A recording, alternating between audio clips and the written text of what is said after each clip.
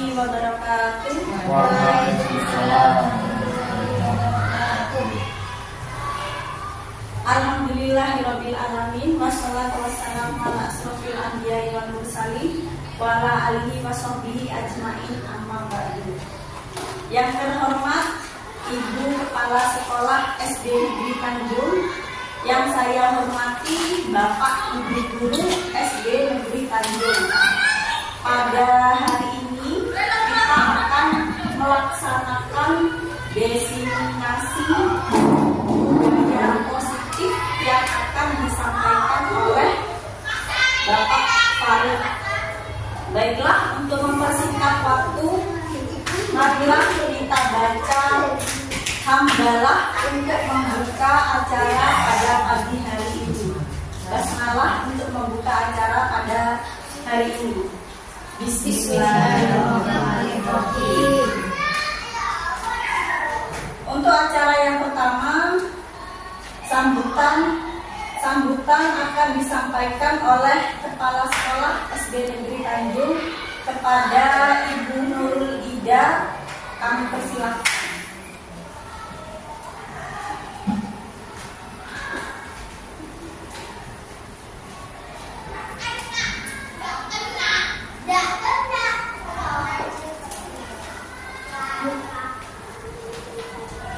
Assalamualaikum warahmatullahi wabarakatuh. Waalaikumsalam. Hormat pada Bapak Ibu yang pada hari ini hadir di ruangan ini, dan tidak lupa mari kita ucapkan syukur alhamdulillah kepada Allah Subhanahu wa taala atas rahmat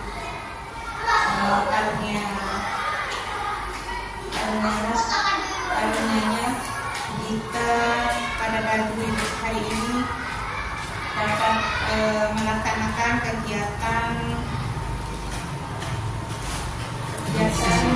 diseminasi aksi nyata budaya positif. Ini adalah dalam keadaan sehat dan bahagia. Jangan lupa salam-salam yang kita sampaikan kepada Nabi Muhammad SAW dengan harapan kita mendapatkan syafaatnya di yaumul akhir.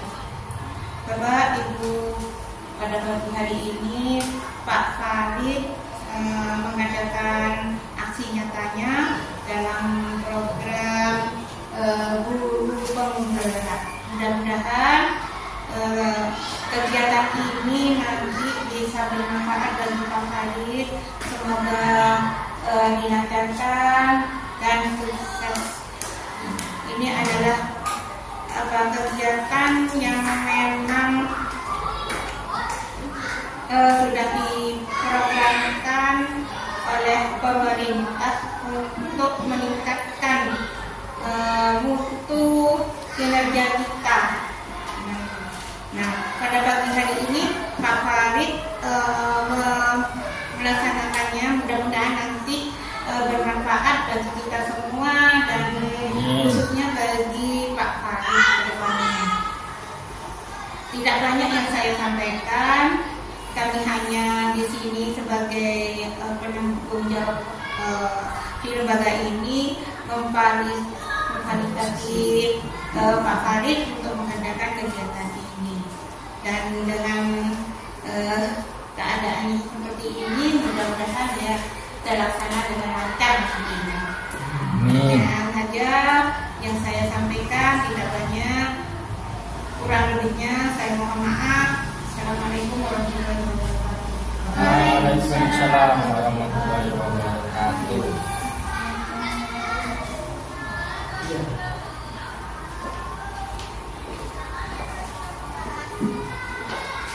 Terima kasih saya sampaikan kepada Ibu Kepala Sekolah SD Negeri Tanjung. Acara selanjutnya yaitu menyanyikan lagu Indonesia Raya. Kepada hadirin dimohon untuk berdiri.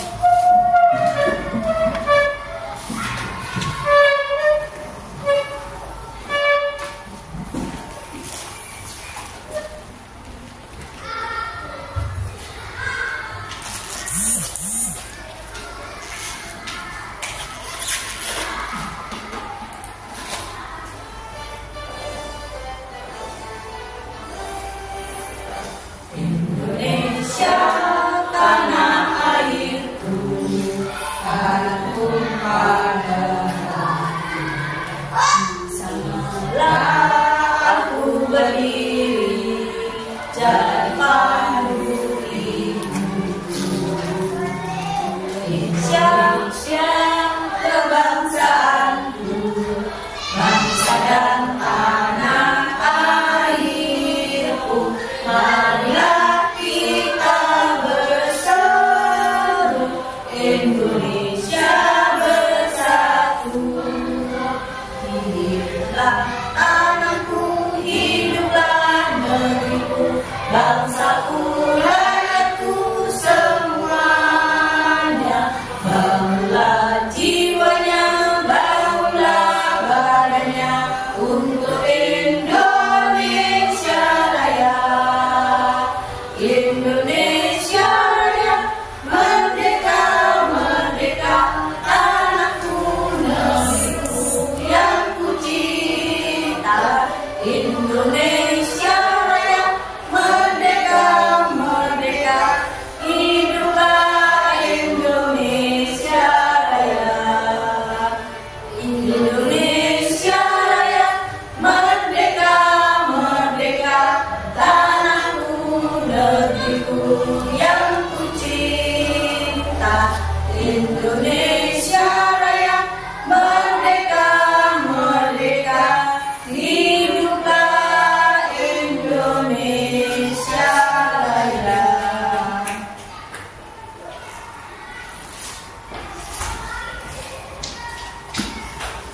Terima kasih, hadirin dimohon duduk kembali. Untuk acara selanjutnya yaitu acara inti, acara diseminasi aksi nyata modul 1.4 budaya positif yang akan disampaikan oleh Bapak Farid. Kepada beliau kami persilahkan.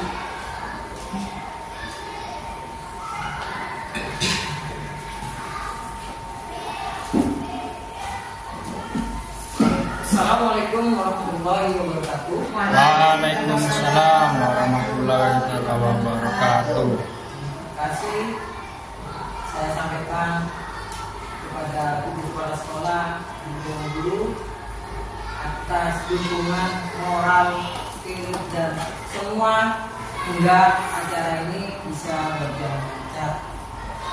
Untuk menyingkat waktu, saya di sini akan menyampaikan apa yang telah saya ketahui, apa yang telah saya terima dari kegiatan pendidikan guru penggerak ini.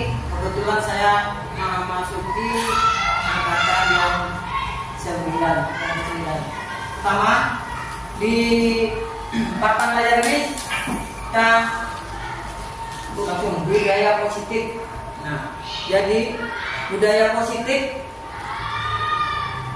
sekolah adalah nilai-nilai keyakinan dan kebiasaan-kebiasaan di sekolah yang berpihak pada siswa agar siswa dapat tumbuh dan berkembang menjadi pribadi yang bertanggung jawab, kritis dan penuh hormat. Jadi budaya positif ini ditekankan agar anak-anak bisa berkembang. Nah, budaya positif ini disiplin positif, nilai-nilai kebajikan universal yang luas. Universal itu luas, mencakup segala aspek. Yang kedua, teori motivasi, hukuman dan penghargaan. Itu yang materi yang kami terima. Yang ketiga, keyakinan kelas. Jadi di setiap kelas itu yang dulunya kesepakatan atau peraturan kelas berubah dengan keyakinan kelas, di mana anak-anak sendiri didampingi oleh guru dan nanti dirapatkan lagi disetujui oleh ibu kepala sekolah. Jadi sumbernya dari anak-anak didik. Jadi bukan lagi guru yang menentukan. Nah, itu yang saya dapat. Yang kedua, selanjutnya kebutuhan dasar manusia dan dunia berkualitas. Ya, jadi anak didik kita meningkat berkualitas, siap terjun di masyarakat atau ke jenjang yang lebih bagus atau dari SD menuju SMP dan seterusnya. Dan yang materi yang berikutnya restitusi, ada 5 posisi kontrol. Nah, di situ nanti ada materi sampai detail dan kita mengenal 5 posisi kontrol tersebut. Yang terakhir restitusi atau segitiga restitusi. Nah, di sini ada pemaparannya. Nah, di sini perubahan paradigma Bu ya. Ada A dan B. Saya dan teman. Nah, cobek kertas kecil-kecil, tuliskan benda atau sesuatu yang sangat berguna untuk Anda. Nah, bayangkan jenengan sudah terima kertas, disuruh cobek, nah itu. Letakkan di salah satu tangan Anda dan genggam benda tersebut dengan segala daya buatlah sebuah kepalan. Nah, teman B akan mencoba dengan sekuat tenaga dengan berbagai cara untuk meminta Anda memberikan benda tersebut. B bisa membujuknya, bisa mengancam, menghardik, merayu, bahkan notasinya ini menyuap, apa saja agar dapat membuka kepala tangan. Nah, tangan bisa. Ya, berikutnya. Nah, di sini Bu, mengkonsepsi teori kontrol yang diungkapkan oleh Dr. William Glasser.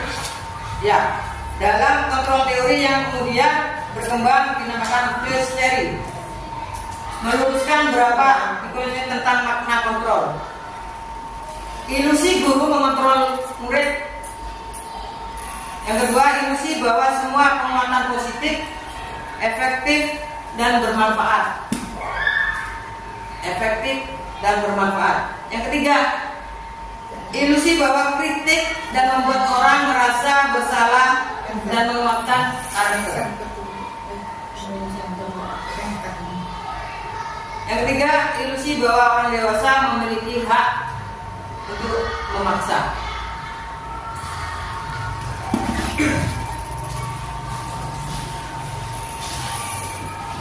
Nah, ini Bu, ilusi guru mengontrol murid. Pada dasarnya kita dapat memaksa murid untuk berbuat sesuatu jikalau murid tersebut memilih untuk tidak melakukannya. Walaupun tampaknya guru sedang mengontrol perilaku murid, hal demikian terjadi karena murid sedang mengizinkan dirinya dikontrol. Saat itu, bentuk kontrol guru menjadi kebutuhan dasar dipilih murid tersebut. Teori kontrol menyatakan bahwa semua perilaku memiliki tujuan, bahkan terhadap perilaku yang tidak disukainya. Itu salah satu ilusi. Yang kedua, ilusi bahwa semua penguatan positif, efektif, dan bermanfaat. Penguatan positif atau bujukan adalah bentuk kontrol segala usaha untuk mempengaruhi murid agar mengulangi suatu perilaku tertentu adalah suatu usaha untuk mengontrol murid tersebut dalam jangka waktu tertentu. Kemungkinan murid tersebut akan menyadari dan mencoba untuk menolak bujukan kita, atau bisa murid tersebut menjadi tergantung pada pendapat sang guru untuk berusaha yang menjadi lebih baik. Kemudian ilusi bahwa kritik dan membuat orang merasa bersalah dan dapat menguatkan karakter. Menggunakan kritik dan rasa bersalah untuk mengontrol murid menuju pada identitas gagal. Mereka belajar untuk merasa buruk tentang diri mereka. Mereka mengembangkan dialog diri yang negatif. Kadang sulit bagi guru untuk mengidentifikasi bahwa mereka sedang melakukan perilaku ini, karena sekalipun guru cukup menggunakan suara halus untuk menyampaikan pesan negatif.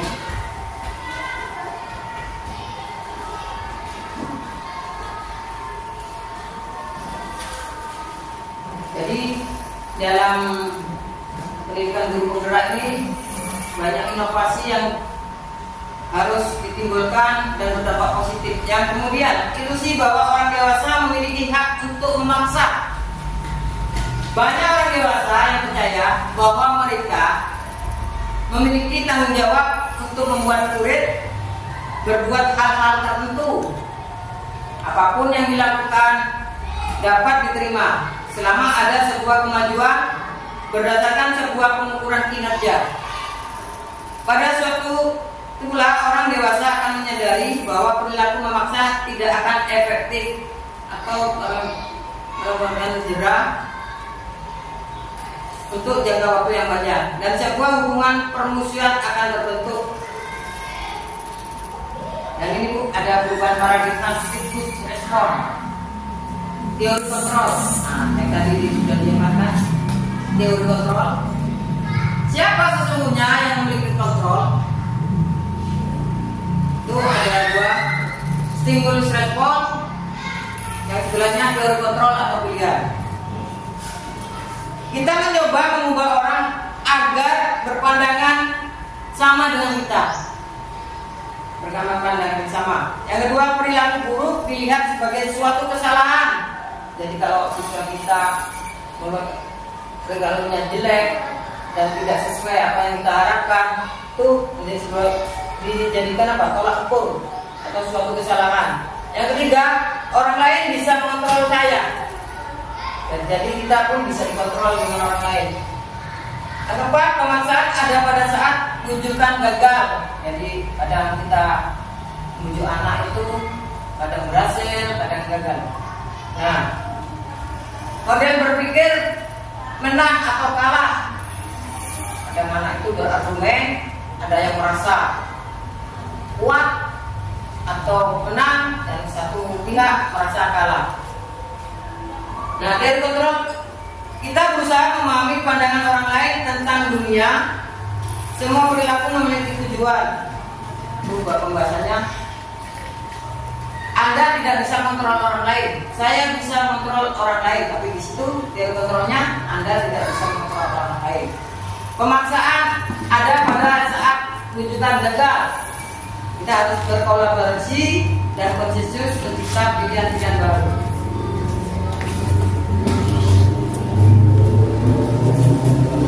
Yang terakhir, model berpikir menang-menangan.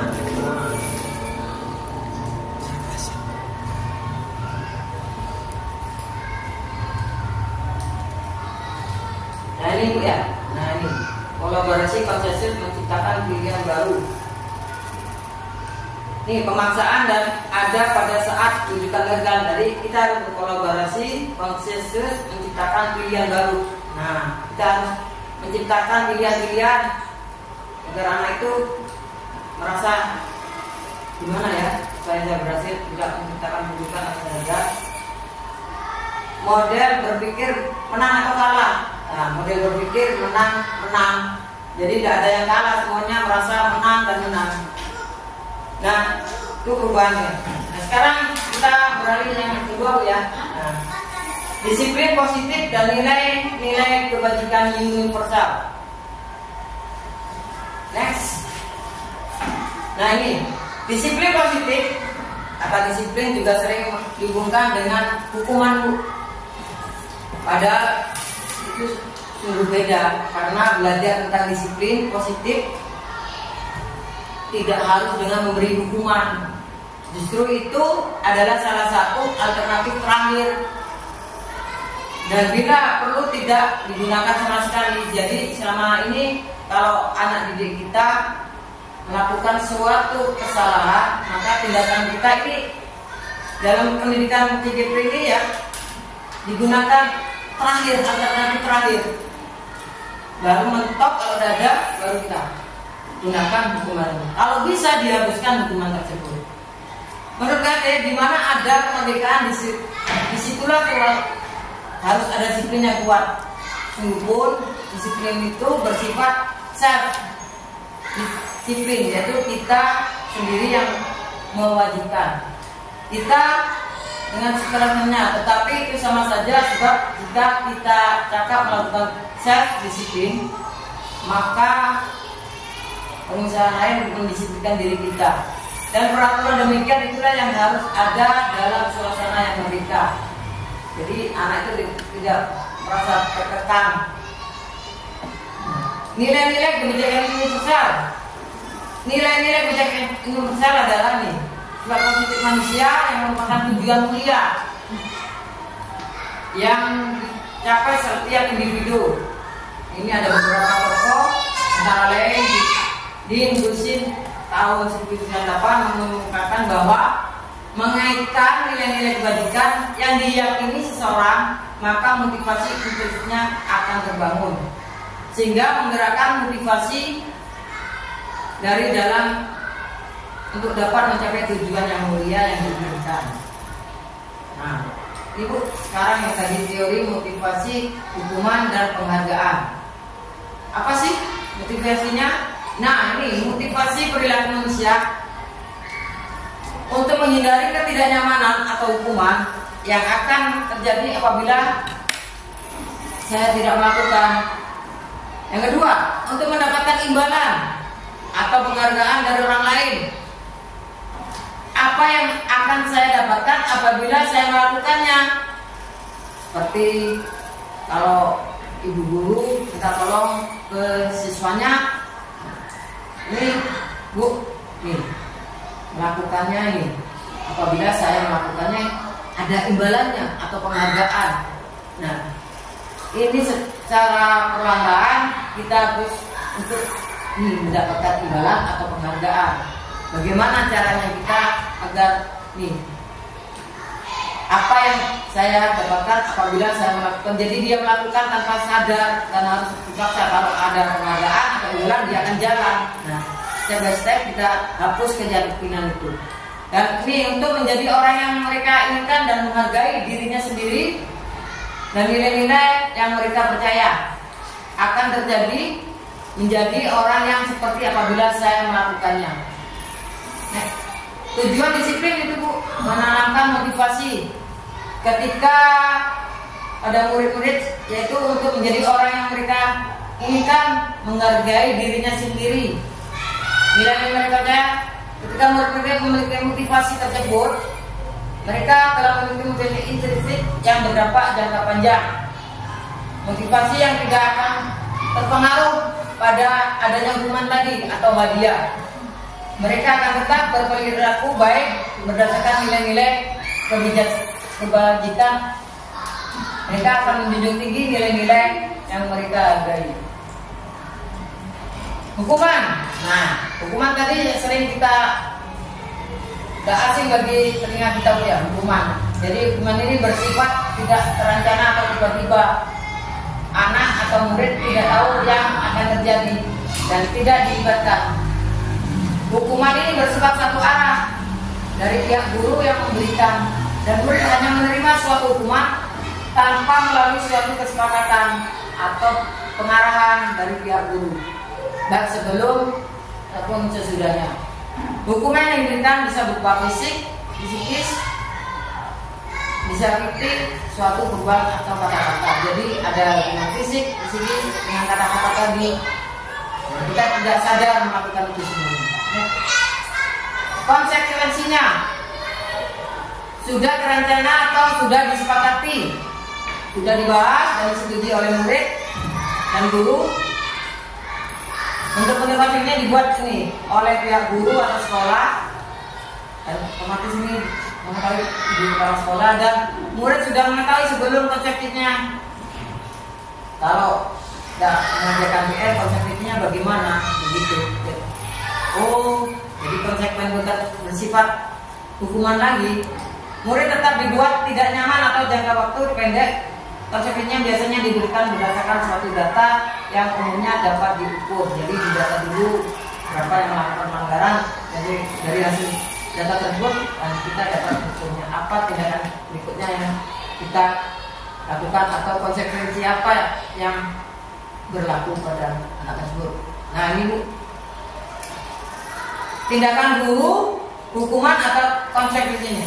Mencatat 100 kali di dalam buku kalimat saya tidak akan terlambat, karena tuh supaya kita terlambat sekolah jam 7 dan ada satu hal dia terlambat.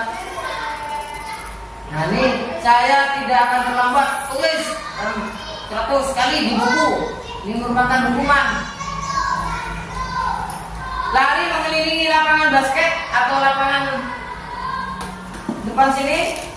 Nah ini karena terlambat, murid-murid diminta untuk push up 16 kali. Nah, itu merupakan hukuman. Menggantikan kertas tugas teman yang telah dicoret-coret. Banyaklah peristiwa yang sering kita. Ini bentuknya lain, ini hukuman, ini konsekuensinya. Membersihkan tumpahan air di meja tulis karena tersenggol pada saat belajar. Ini konsekuensi, tapi bukan hukuman. Murid disuruh untuk tidak mengenakan sepatu seharian di sekolah karena tidak mengenakan sepatu hitam. Biasanya hari Senin kita kan sesuai dengan peraturan bahwa Senin kita menggunakan sepatu hitam. Nah ini hukuman. Lari mengelilingi lapangan basket atau lapangan bola di sini terlambat 10 menit untuk pelajaran PJOK. Ini konsekuensinya. Ini perbedaan hukuman dengan konsekuensi. Nah, perbedaan hukuman dan konsekuensi di sini, Bu. Hukuman merupakan sesuatu yang menyakiti. Ya, kadang anak itu merasa dendam, timbul dendam. Gini ya, gitu. Merasa dendam, bukan sadar tapi dendam.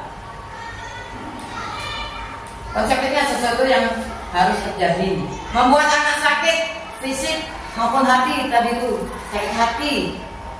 Fisiknya merasa tersakiti, entah itu kita jewel, entah kita tuh. Membuat anak merasa tidak nyaman dalam jangka pendek. Yang jangka panjangnya tadi itu timbul dendam. Anak membenci kedisiplinan. Nah, jadi kalau kita hukum anak teman, nah itu menjadi benci. Tapi kalau kita anak itu dihargai dengan pengertian dan pengetahuan yang bagus, itu kata yang bagus, maka anak menghargai disiplin itu tersebut. Paksaan, hukuman ini bersifat paksaan, stimulusnya tanggapan. Mendorong anak menyakiti diri sendiri, mendorong anak agar mudah menyesuaikan diri. Konsep diri yang buruk, konsep diri yang baik. Nah, ini konsekuensi. Anak belajar untuk menyembunyikan kesalahan, anak belajar untuk memenuhi peraturan. Marah, merasa bersalah, dipermalukan, merasa tidak dihargai. Ketika kita melakukan tindakan hukuman ini, bahwa mereka merasa bersalah, dipermalukan pada teman-temannya. Nah, yang terakhir, merasa tidak dihargai mereka. Nah, konsepnya kehilangan hak, dibuat tidak nyaman, diasingkan untuk sementara atau time out. Restitusi. Nah, ini adalah proses menciptakan kondisi bagi murid untuk memperbaiki kesalahan mereka sehingga mereka bisa kembali kepada kelompok mereka dengan karakter yang lebih kuat. Ini tokohnya oleh Bosen. Restitusi juga merupakan proses kolaboratif yang mengajarkan murid untuk mencari solusi dan membantu murid berpikir tentang orang seperti apa yang mereka inginkan. Nah, ini yang disebutkan oleh Bosen. Nah, restitusi membantu murid menjadi lebih memiliki tujuan, disiplin positif, dan memulihkan dirinya setelah berbuat salah, sadar. Penekanan bukannya pada bagian perilaku untuk menyenangkan orang lain atau menghargai ketidaknyamanan, namun tujuannya adalah menjadi orang yang menghargai nilai-nilai kebajikan yang mereka percayai. Ciri-ciri restitusi banyak, Bu. 1, 2, 3, 4, 5, 6, 7, 8. Nah, di situ Bu bisa ya pelajaran ini. Nah, ini restitusi bukan untuk menembus kesalahan, namun untuk belajar dari kesalahan. Lanjut lagi. Nah, ini identitas gagal. Sesuatu yang menyakitkan tadi, Bu, ya. Ada dendam, unsur dendam, ada yang gini ya. Nah, karena terhukumi, terhakimi, sesuatu yang harus terjadi. Restitusinya merupakan pilihan. Tidak nyaman untuk murid atau anak dalam jangka panjang. Pastilah kalau kita sering menerapkan ini, hukuman pastilah. Korban mendapat keadilan, korban bisa diabaikan. Korban mendapat ganti. Murid atau anak tersakiti. Nah ini Bu, jadi disiplin, konsekuensinya diskusi. Dan ini bisa dengan ini ada negatif, netral, positif, next.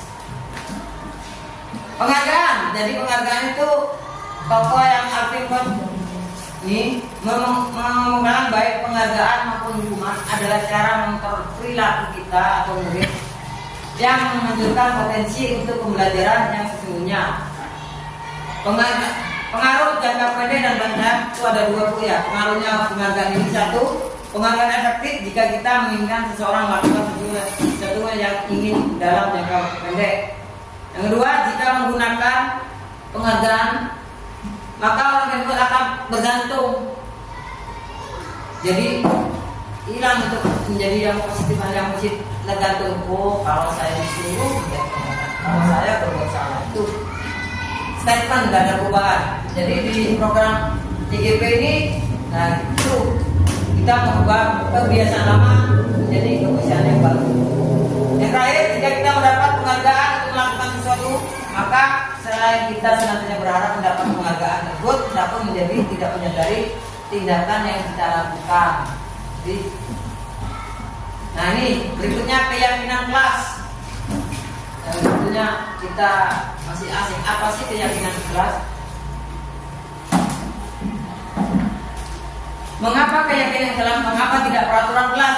Nah peraturan tadi. Nah ini mengapa keyakinan kelas? Mengapa tidak peraturan kelas? Mengapa kita memiliki peraturan tentang penggunaan helm pada saat mengendarai kendaraan roda 2 bermotor? Kemungkinan jawaban Anda adalah untuk keselamatan. Mengapa kita memiliki peraturan tentang penggunaan masker, mencuci tangan setiap saat? Kemungkinan jawaban Anda untuk kesehatan atau keselamatan. Nilai-nilai keselamatan atau kesehatan inilah yang disebut sebagai keyakinan, yaitu nilai kebajikan universal yang disepakati secara tersurat lepas dari latar belakang suku, negara, bahasa ataupun agama. Jadi gini Bu, nah nilai keselamatan, kesehatan ini merupakan suatu keyakinan dan nilai-nilai ini bersifat universal.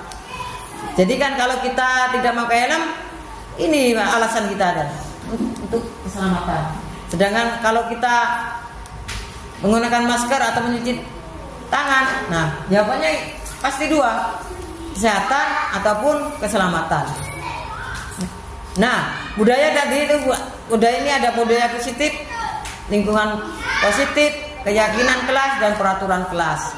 Nah ini tadi ada peraturan kelas, keyakinan kelas, dan lingkungan positif. Gini, pembentukan keyakinan sekolah atau kelas. Nah, ini pertama sebelum kita ke keyakinan kelas, kita membuat keyakinan. Ini ya, sebelum kita membentuk keyakinan sekolah, kita perkelas dulu buat keyakinan dari siswa dulu. Nanti jadi kelas 1 sampai kelas 6 membuat keyakinan kelas. Nah sebelum kita menuju ke keyakinan kelas atau jadi satu dimulai menjadi pembentukan keyakinan sekolah. Jadi setiap kelas mempunyai keyakinan sendiri bersumber dari siswa tadi. Nah, bukan kita lagi sebagai guru yang menentukan, tapi dari siswa tersebut berkolaborasi dengan kelas 1, kelas rendah sampai kelas tinggi. Nah, hingga terbentuknya keyakinan sekolah. Ini berasal dari ini tadi berkolaborasi dulu. Contohnya ini keyakinan telah bersifat abstrak daripada peraturan yang lebih rinci dan konkret. Keyakinan telah berupa pertanyaan yang universal. Itu hanya apa Bu ya? Metode atau caranya. Next. Nah ini Bu, perbedaan. Ini kalau peraturan, ini keyakinan kelas. Selalu kembalikan buku ke tempatnya. Sering kita tinggal itu. Apabila bahkan kita dibaik, bahkan kita kalimat ini secara tidak langsung kadang refleks. keluar dari mulut kita. Ayo anak-anak, kembalikan buku pada tempatnya. Nah, itu pasti sudah. Nah, itu keyakinan kita bentuk tanggung jawabnya berubah katanya. Tanggung jawabnya bagaimana ya kalau kita sudah baca buku? Nah, berubah. Yang cabainya ini Bu selalu kembalikan buku ke tempatnya seperti perintah. Nah, jadi kalau anak disentuh dengan ini nih, tanggung jawab. Ayo anak-anak, bagaimana tanggung jawab kita ya? Setelah kita baca buku, otomatis anak berubah. Oh iya, kembalikan ke tempatnya Pak, Bu. Nah, tuh. Jadi keyakinan kelas itu lebih fleksibel, lebih mengena, anak itu lebih merasa tidak terhakimi. Dan ini kita susun berkolaborasi dari kelas 1 sampai kelas tinggi, sehingga nanti muncul keyakinan sekolah. Dan itu sebelum keyakinan sekolah itu diterapkan, karena kita berkolaborasi dan diketahui oleh ibu kepala sekolah.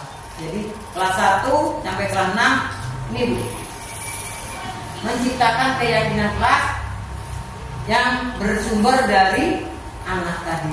Bukan kita lagi yang menentukan. Nah, seperti ini, hadir di sekolah 15 menit sebelum pembelajaran dimulai. Atau dilarang mengganggu orang lain. Nah, kalau kita ekstrim kan, jangan ya.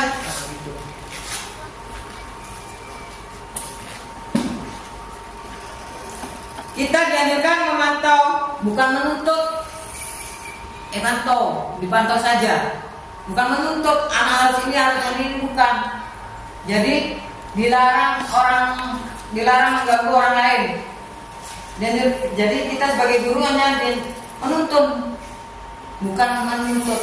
Seperti apa ya? Harus dituntun anak itu sebagai petani aja. Nah, petani bagaimana kita merawat sebuah tanaman, ya, bagaimana petani itu disiram, disenai itu, dan hasilnya kalau sudah padi kalau dirawat dengan bagus, maka padinya akan tumbuh. Dengan demikian dengan anak. Kebutuhan dasar manusia dunia yang berkualitas. Nah, ini 5 dasar kebutuhan kita manusia. Kemudian untuk bertahan hidup, kasih sayang dan merasa diterima, love and belong, kebebasan, freedom. Jadi anak itu benar-benar bebas. Tentunya bukan bebas seperti liar. Nah, bebas tapi kita menuntun bagaimana kebebasan buku yang bagus. Senangan. Nah, jadi anak itu harus ceria, senang dalam belajar. Tidak ada di situ ada tuntutan, tapi kita harus menuntun bagaimana bisa menuntun anak untuk belajar lebih asik, lebih enak, fun, senang. Penguasaan, power. Nah, di situ.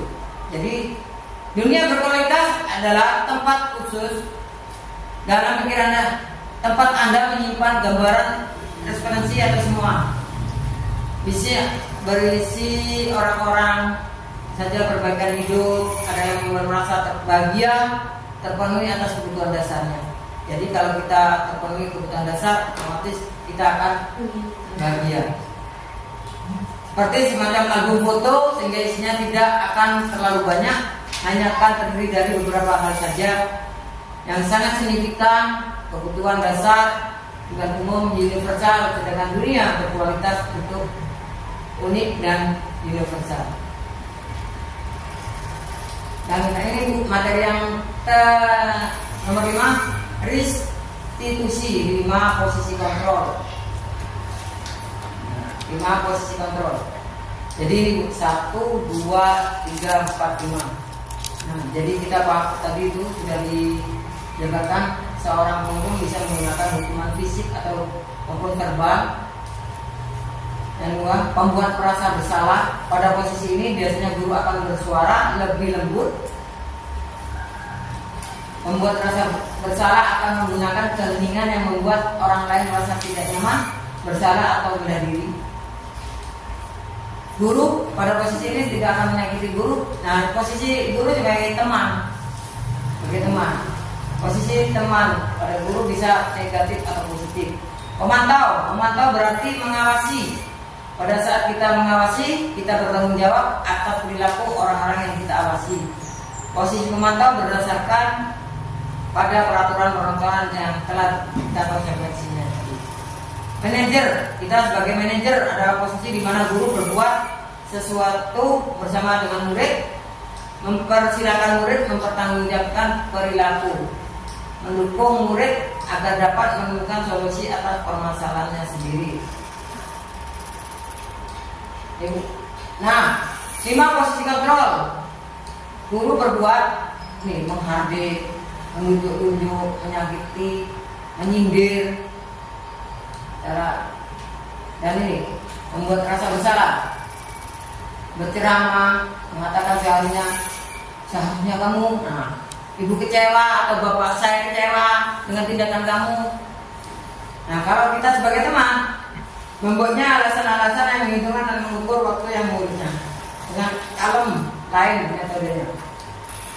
Memantau, menghitung dan mengukur. Manajer mengajukan pertanyaan-pertanyaan. Contohnya gini, kenapa Andi terlambat sekolah? Apa kira-kira kalau menyebabkan Andi? Nah, Pak Guru pun pernah terlambat. Itu. Jadi kita tidak lagi menghardik, kalimatnya lebih lembut dan santai dan sopan. Anak pun tidak merasa terhukum. Jadi kalau ada siswa kita terlambat, kita ngomongnya lain juga. Jadi jangan ada yang menyakiti. Guru berkata, kamu tidak melakukan awal ini saja. Nah, jadi ajarkan. Pak Guru pernah terlambat juga, tapi Pak Guru berusaha untuk datang lebih awal. Jadi tindakan kita lebih halus. Next, Pak. Nah, ini pertanyaan. Saya kecewa sekali dengan kamu. Nah, siapa yang mengatakan? Membuat orang yang merasa bersalah. Jadi seperti itu. Kamu tidak pernah benar melakukan hukum itu sudah. Kalimat-kalimat itu terhukum. Nah, ini pertanyaan yang ketiga. Ayo lakukan demi ibu bapak. Nah, itu sih posisi kita sebagai teman. Kita sebagai teman. Lain sudah dengan ini frontal sekali, saya kecewa sekali dengan kamu, frontal kalimatnya itu. Tapi kalau kita sebagai teman, ayo lakukan demi Pak Ibu Guru demi. Apakah kamu mau mendapatkan stiker hari ini? Itu memantau sudah. Bagaimana kamu bisa menyelesaikan masalah ini? Posisi kita sebagai manajer. Jadi posisi guru itu ada membuat pembuatan rasa bersalah, menjadi penghukum, bisa sebagai teman, bisa sebagai memantau, atau sebagai penghukum. Kamu selalu yang paling terakhir. Kalau tidak kamu mengatakan kamu ini paling terakhir, ya itu kita sebagai peran kita sebagai penghukum. Nah, di situ restitusi segitiga restitusi. Segitiga restitusi adalah sebuah rancangan atau tahapan memudahkan para guru atau orang tua dalam melakukan proses menyiapkan anaknya untuk melakukan restitusi yang bernama segitiga restitusi atau restitusi triangle. Nah, ini ada tahapan-tahapan. Tahapan pertama, menstabilisasi identitas. Tahapan kedua, memvalidasi tindakan yang salah. Yang ketiga, menanyakan keyakinan. Dari kontrolnya itu tadi. Nah, ini yang saya ucapkan tadi, ini segitiga restitusi. Dan ini pun kita nanti aksi nyata saya tadi saya lakukan ini. Jadi anak itu kita panggil, kita curhat. Nah, hingga tadi ada apa tadi? Ada timbul keyakinan kelas tadi. Bagian kelas dibentuk dan menjadi sebuah keyakinan sekolah. Demikian presentasi dari saya. Terima kasih. Assalamualaikum warahmatullahi wabarakatuh. Waalaikumsalam warahmatullahi wabarakatuh.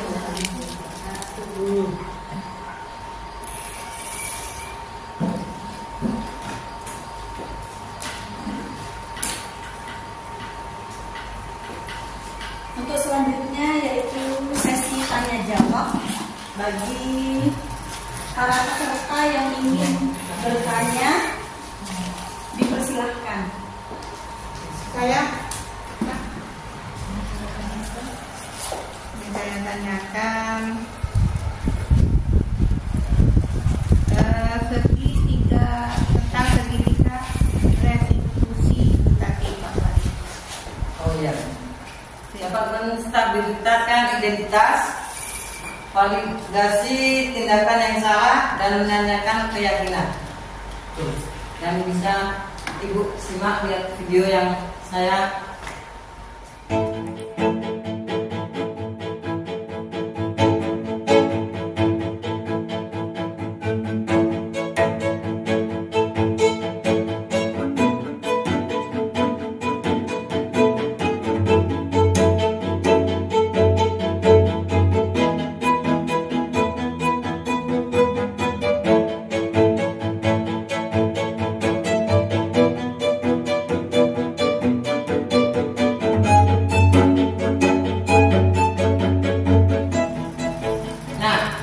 Selasa siang, waktu pelajaran bahasa Indonesia, saya pun memberi tugas pada siswa agar kelas itu tidak kosong.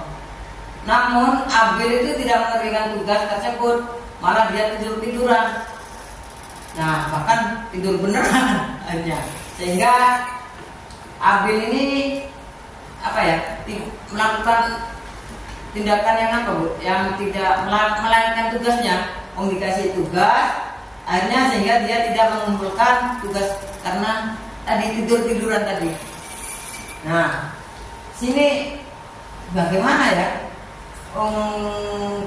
Kasih tugas malah anak tersebut tidur-tiduran, cuma tidur beneran, dan akhirnya tidak lalai dalam melaksanakan tugasnya, tidak mengerjakan ini tadi. Akhirnya saya mengumpulkan tugas habis, akhirnya dia tidak mengumpulkan. Besok harinya saya koreksi tugas, ternyata punya Mas Abil belum terkumpulkan.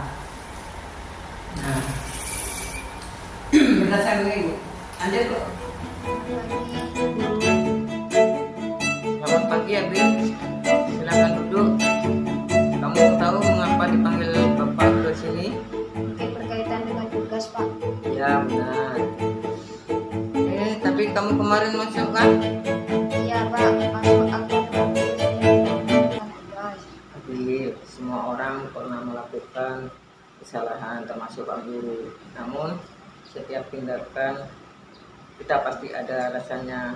Kira-kira mengapa kamu tidak mengumpulkan tugas? Saya capek dan mengantuk Pak. Soalnya malamnya scroll TikTok sampai jam 12 malam. Akhirnya saya pelajaran jadi ngantuk. Kamu masih ingat keyakinan kelas kita kan? Masih Pak. Kalau masih ingat, kira-kira kamu lakukan itu sudah sesuai dengan keyakinan kelas apa belum? Belum Pak. Keyakinan kelas yang mana kira-kira, Abil? Selalu bertanggung jawab Pak. Nah, ternyata kamu tahu. Lalu apakah kamu punya solusi untuk masalah ini? Iya Pak. Pertama, saya minta maaf karena tidak mengumpulkan tugas. Kedua, saya tidak akan tidur terlalu malam lagi. Dan yang ketiga, saya akan mengerjakan tugas dari guru dan akan saya kumpulkan besok. Baik, Pak Guru apresiasi ya untuk tanggung jawabmu, dan kamu boleh kembali istirahat. Terima kasih Pak. Permisi. Perkenalkan, nama saya Abil, kelas 5 SD Negeri Tanjung. Perasaan saya setelah melaksanakan restitusi bersama Bapak Farid adalah sangat senang. Terima kasih Pak Farid telah menemukan solusi atas kesalahan yang telah saya lakukan. Saya berjanji tidak akan melakukannya lagi.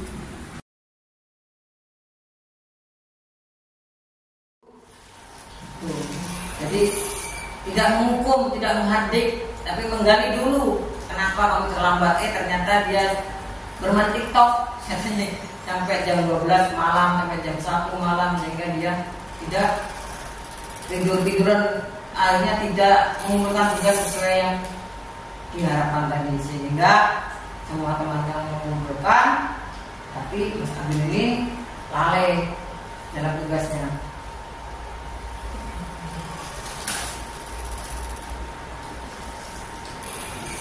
Nah, ini yang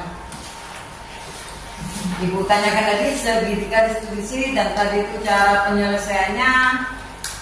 Nah, validasi tindakan yang salah. Yang tadi itu kita menanyakan dulu keyakinan kelas yang mana yang anak langgar tersebut. Nah, setelah itu keyakinan apa yang kita sepakati. Nah, oh iya Pak, jadi kalau saya perlu mengerjakan tugas Pak dan saya lalai. Jadi sumber itu digali dari anak dulu. Nah, setelah itu kita lalai, oh iya Pak Guru pun pernah melakukan seperti itu. Gitu. Jadi tidak langsung menghukuman. Tadi kita tanya dulu sumbernya dan kita keyakinan kelas mana yang mereka langgar. Jadi keyakinan kelas itu dibuat bersama-sama dengan siswa dan guru, sehingga apabila siswa tersebut melakukan tindakan yang bertentangan dengan keyakinan kelas yang kita yakini, maka tinggal enak. Ayo, tindakan kelas yang mana yang Mas tidak lakukan hari ini? Oh ini Pak. Nah, dan di situ digali lagi. Oh iya, kenapa Mas tertidur? Jadi kita sebagai temannya juga tidak jadi pembunuh. Oh Pak, saya tertidur karena banyak Bu. Kadang anak bermain TikTok, kadang anak itu kalau mulutkan sampai malam bermain sehingga dia lupa waktu, sehingga jam 2 pulang kurang istirahatnya sehingga di sekolah ngantuk. Nah, di sini kamu ingin menjadi orang seperti apa? Nah, kita gali. Kalau anak itu, kalau kita kurang disiplin, waktunya tuh, oh iya Pak ya, saya ingin jadi seorang guru seperti Bapak dan Ibu guru. Tapi kalau saya kurang disiplin, berarti, nah, jadi timbul rasanya sudah bukan kita dengan apa Pak Bu yang ini, cuman tanya dan tanya sebagai teman, bukan menghukum lagi. Kamu tentunya punya alasan mengapa melakukan itu. Ditanya tadi Abil tuh, saya bertanya, kamu, Abil kan alasannya apa ya? Kok bisa tidak mengumpulkan tugas? Nah itu tadi alasannya tadi disampaikan. Dengan TikTok, kebanyakan ada, bukan Mas Abil aja, yang lain ada. Kadang kalau sini bilang, saya ikut Pak, ikut Bapak Ibu pergi ke Sulawesi membantu, padahal tidak membantu, cuma ikut doang. Nah akhirnya kesepakatannya yang tadi mengumpulkan tugas dengan teliti dan tepat waktu sehingga anak terjun. Nah, jadi anak yang tahu adakah yang cara yang lebih efektif untuk mendapatkan yang kamu butuhkan. Nah, itu apa?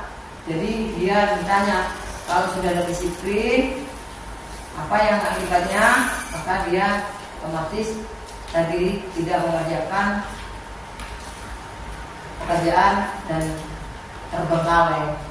Jadi orang itu harus validasi tindakan yang salah dulu, ditanyakan dulu, menanyakan keyakinan mana yang kamu langgar, dan menstabilkan identitas. Setiap orang pasti pernah melakukan kesalahan. Nah ini kalimat ini setelah anak menjawab, kita ngomong gini, oh iya Pak Guru dulu pernah seperti itu. Jadi anak itu merasa bersalah sendirian, tidak merasa bersalah sendirian. Jadi guru pun flashback, oh iya Pak Guru pun pernah seperti itu. Nah kemarin juga temanmu sudah pernah melakukan seperti itu juga. Nah, jadi anak itu tidak merasa terhakimi, tervonis. Oh iya, ternyata teman saya dulu juga melakukan kesalahan yang sama atau tidak melakukan keyakinan kelas yang sama. sehingga dia tidak merasa terhukum atau teraniaya atau kita sebagai tindakan yang menghukum. Nah, setelah itu semua kita gali seperti apa sehingga anak tidak merasa terhakimi atau menjadi terdakwa. Sudah itu paparan dari saya. Terima kasih Pak David atas pertanyaan atas jawabannya. Kami sudah cukup paham mengenai apa yang saya tanyakan tadi. Terima kasih. Mudah-mudahan ini semua berguna bagi kita semua sebagai pendidik, dapat kita terapkan nanti di lembaga kami. Terima kasih Bu.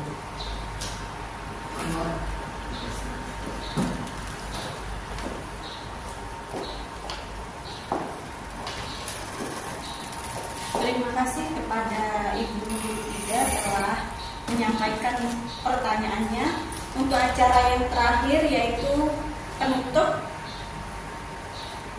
Dan untuk acara penutup ini kami persilahkan untuk Bu Asmawati untuk menutup dengan doa. Kepada beliau dipersilahkan.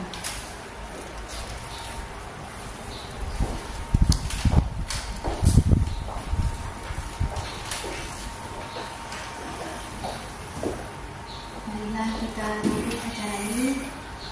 Semoga apa yang kita dapatkan bisa bermanfaat bagi kita. Amin. Ala hadiniyah wa ala kulli niyatin sholihah. Al-Fatihah.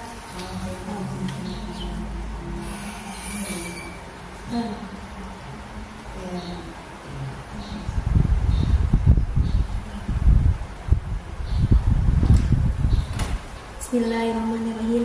Alhamdulillahirabbil alamin. Hamdan syakirin, hamdan na'imin, hamdan yuwafi ni'amahu wa yukafi masidah. Ya Rabbana lakal hamdu kama yanbaghi li jalali wajhika 'azimi sultanik. Allahumma shalli wa sallim ala sayyidina Muhammad wa ala ali sayyidina Muhammad.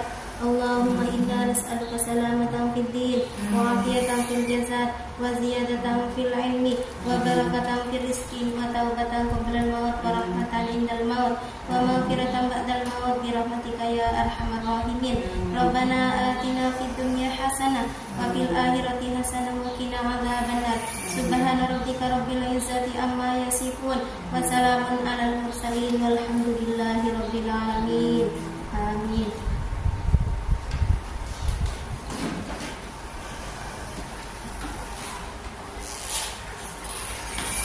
Demikianlah acara pada pagi hari ini.